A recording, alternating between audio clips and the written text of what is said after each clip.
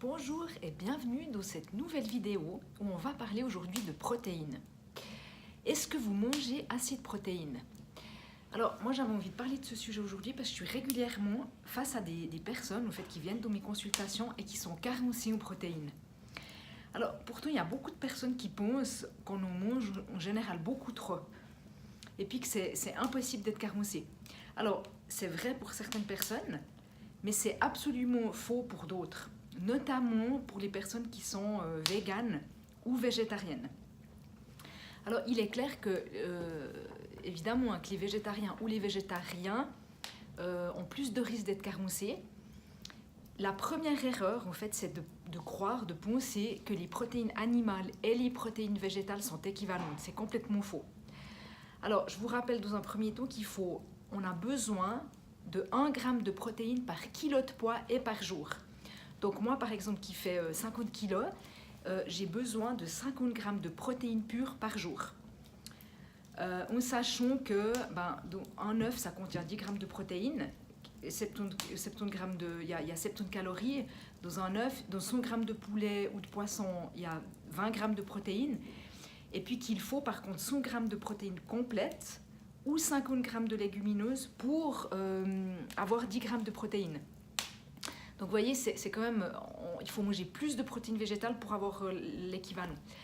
Le problème, c'est que si vous n'assimilez pas les protéines végétales, ça vous fait une belle jambe de savoir qu'il y a des protéines dans les lentilles.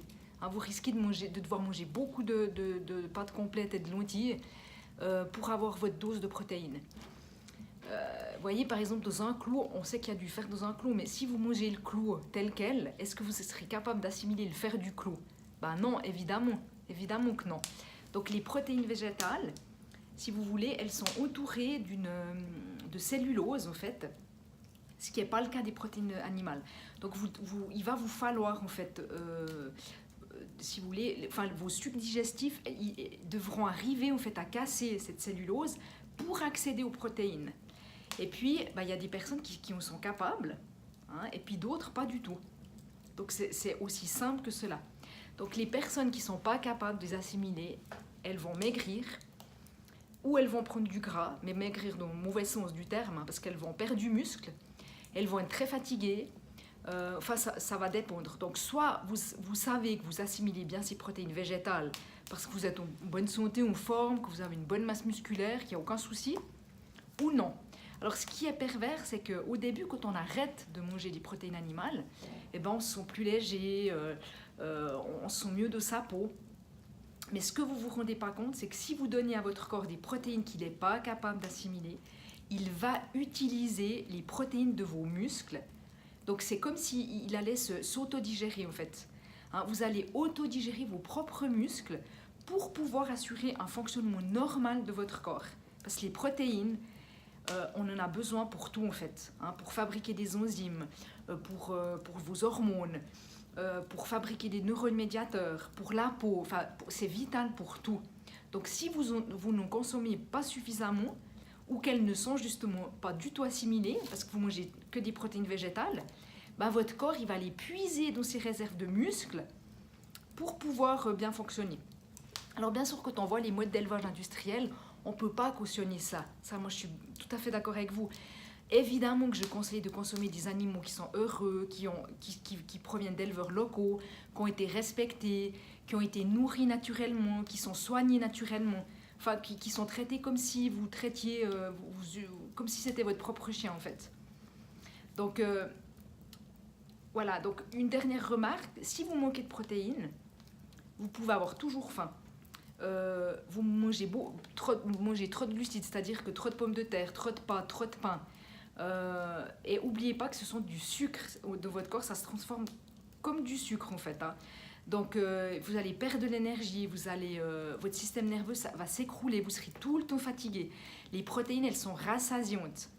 Donc le monde vegan, je veux dire, moi je ne suis pas contre le fait d'être vegan ou végétarien, mais c'est juste que certaines personnes, moi je vois bien dans mes clientes, en fait, surtout les femmes principalement, qui deviennent des véganes parce qu'au niveau de leur éthique, elles ont des belles pensées, elles ont je veux dire, ça reste quelque chose de louable, de vouloir faire attention à sa consommation de protéines animales, tout à fait. Mais c'est juste que on peut avoir notre système vraiment nerveux qui s'écroule si on consomme des protéines végétales alors qu'on ne peut pas, on ne les assimile pas bien. Donc c'est vrai que c'est vraiment de revenir à soi et de se rendre compte de ce qu'on supporte, de ce qui nous convient vraiment. Si vous sentez que vous êtes tout le temps fatigué, vous perdez vos muscles, vous êtes toute pâle, que vous avez au niveau nerveux, vous avez les émotions en haut, en bas, que vous pleurez peut-être sans raison, enfin, vous n'êtes pas bien dans votre peau, faites attention, quoi. Vraiment, revenez dans votre ressenti et peut-être qu'il serait temps de revenir un petit peu à plus de protéines animales. Donc mangez un petit peu. Les protéines animales, vous avez les produits laitiers, vous avez les œufs. Il n'y a pas que des protéines, il n'y a pas que de la viande en fait.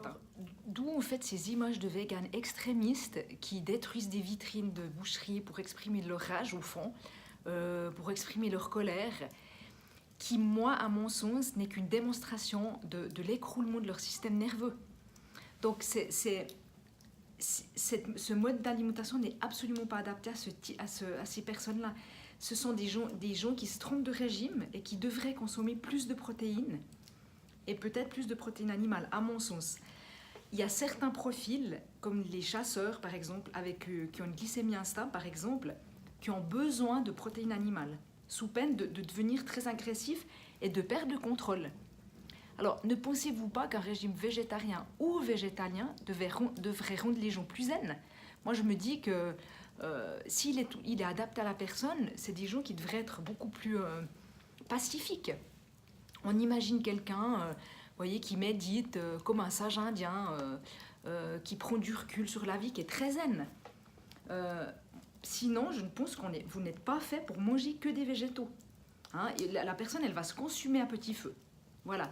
Donc, je trouvais que c'était important de vous parler de ces fameuses protéines afin que vous puissiez vous faire votre propre opinion et surtout en vous écoutant, en apprenant à ressentir dans votre corps comment vous êtes, mais sur plusieurs semaines en fait. Hein, si vous restez sans produits animaux, parce que comme je vous disais, c'est clair que immédiatement vous allez être mieux, vous allez vous sentir plus léger, mais c'est vraiment sur le long terme. C'est là en fait que ça va se compliquer. Manger moins de viande, on est d'accord. Moi, je suis tout à fait d'accord. C'est vraiment l'idée pour tout le monde de baisser sa dose de protéines animales, absolument. Mais peut-être on peut manger des protéines, des œufs, des fromages. Il y a vraiment une réflexion de l'ordre de votre ressenti à déterminer. Hein, c'est vraiment important. Pensez-y. Voilà, donc en espérant que cette vidéo vous aura inspiré, je vous propose de vous abonner à ma chaîne. Et je vous offre mes 2 e-books qui sont gratuitement disponibles et que vous pouvez télécharger immédiatement là en dessous dans la description. Voilà, donc à bientôt dans une autre